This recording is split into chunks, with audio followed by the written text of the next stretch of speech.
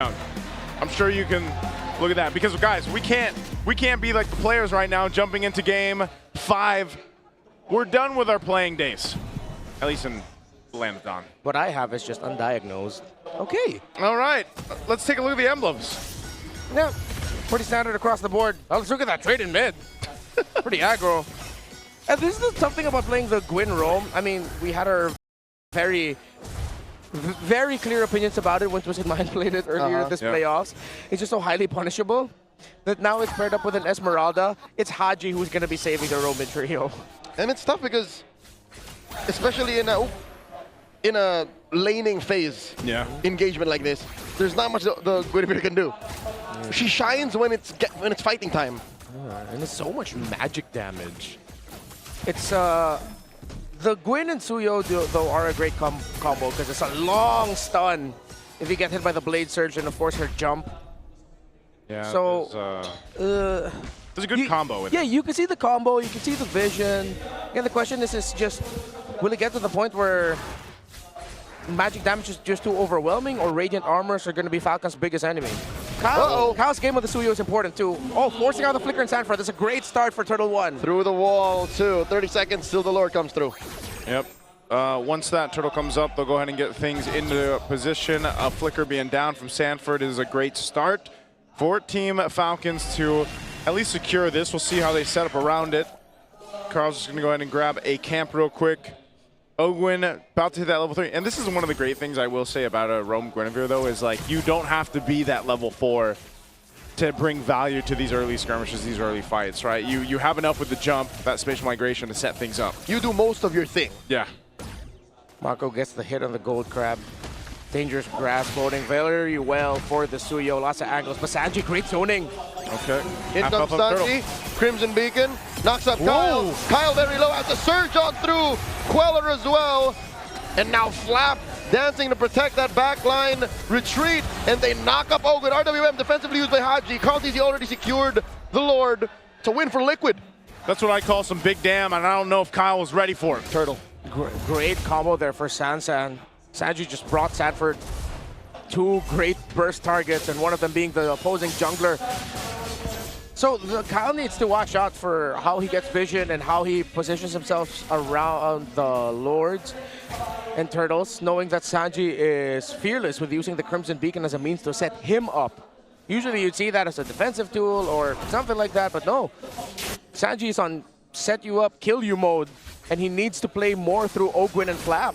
Yeah, for those of y'all who don't know, when Zushin pops a Crimson Beacon, you get instant stacks. Yeah. So people just all the more easily fly around.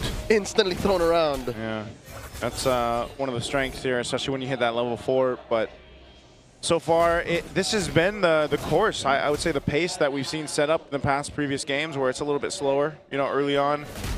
Instead of like game 1, game 2, where it would just come out swinging right away for TL. So they maintain a bit of a lead off of these little interactions across the map. But Team Falcons, now that you have a level 4 on Ogwyn, maybe they can look for setup potential. Oh, still a very slow-paced game. You see the effects of game 3 and 4 in this. They're really just playing around for the objectives. No one's... Oh, wait. Whoa. Flappy hit with the Law and Order. Used to back off. Had to purify. Glorious Pathway used up by JP already. Yeah, Ogwyn wasn't able to knock up anyone because when the Glorious Pathway was brought down, that little bit of extra movement speed just meant that Ogwyn wouldn't be able to land the spatial migration. Unfortunate for him, I think him and Flap were looking for a bait play combo type. Uh-oh. Oh, no. Flap in trouble once again. 40 has lethal intent. Flap dashes through, catches a shield, and there's not much of action for Falcons either. It's quite scary how much damage Teddy Pagito can do. Oh. All right, he should be fine. They're going to trade it. They don't have to trade too much. This is going to be an objective second turtle in the hands of TL. Yeah, cross-map trades. Falcons know that maybe fighting the turtles are going to be a bit risky for them, so they're just getting the farm. They know it's important to get the Sky Piercer on the Suyo. But here comes the first item for Carl TZ. It is the War Axe, while Haji gets his glowing wand. It's not going to be a Sky Piercer rush. He full builds the Hunter Strike. Probably best go ahead and build that anyway. He's been dealing with so much pressure towards him. So 5 minutes in, Falcons haven't put anything on the board. Yeah. Are we afraid of them expiring? Is that the problem with this Magic-centric lineup? Well, the good thing is it's an Eve, and no matter how much of that magic defense you build up, she will hurt. Yeah. And I think that's also the theory around this Harith. Falcons can play this game as long as they don't suffer any big losses. Again, their counter punch is really good. It's one of those ones where it's like you just wait. If you have to just kind of hold on, buckle in, and wait for the late game. Especially when Super Marco's online, then you have all the tools you need to go ahead and set team fights up in your favor. So Team Falcon seems to just be taking that route. Like, let's just kind of sit in, get to this point where we can, and it's TL trying to actually find these moments to potentially make something happen. Good take there. Wow. Teddy with the last hit. I think it was the Art of Thievery that got it. Uh-oh. Flap here, refusing to purify up until the last moment. Has to falling Star Moon into a wall just to survive. Sanji knocks him up, but it still lives. Kyle instead gets fell by Carl teasing it, served up a kill, a double over to Sanford. Here, WM canceled here. Now Hodge has to flicker back. Cyclone Eye through as well, but JP will continue to pressure them. Ogwin can't save him. Oh my lord, Haji gets squished here. Not much a Guinevere can do, and Liquid aren't done. Under the tier 2? Another double for 40. That's why they call him the Apex Predator. And the straw that breaks the camel's back, you were just waiting for that moment where everything snaps, and it snaps in favor of Team Liquid. Again, they have the lineup for it, and Sanford now has secured all 4 kills for Liquid in this game. Gentlemen, remember when we posed the question, should you not give the Paquito over to Sanford? I think that's been answered once again. You know, again, it was a priority pick. He's sitting on 4-0 now. He's already got that Hunter Strike, and you're seeing the way they play around it. I think that's why it's such a threat and why it is such a priority, because you're seeing how they're allowing Sanford. Let's see if he does something here. He's 1v3. They're looking to shut him down. Quick knock up. All the ults thrown out, but here comes Sanji to save him. And the stand duo quill the trio from the Falcons. Ogwin here. Lantern Flare. He's got a combo. And Sanford knocks out Master Here Ogwin. comes Carl and JP. And they go in. Double horse combo. Haji gets taken down. And Kyle does not know what to do. Carl gets a double. And Flap follows through. Sanford 6-0-1. Marco don't know 1-0. That ain't no horse, that's a Ducati. It never fails them. The Hylos and the Leomord together just has a good history for Liquid. And maybe the slight overcook was the fact that the Suyo ended up just going into the jungle and there was a roam Guinevere. Call me a hater of the pick, but just for the role specifically. But let's see. If Falcons can make a comeback so far, though, it is all Liquid. Teddy's gold compared to Marco. He does have a 1,100 gold lead. In comes another glorious pathway. Nowhere for Ogwin to go. Goes sideways. And under goes Flap. Zaman Force. That does compromise Marco. Blazing Duet to the face. Teddy gets a double.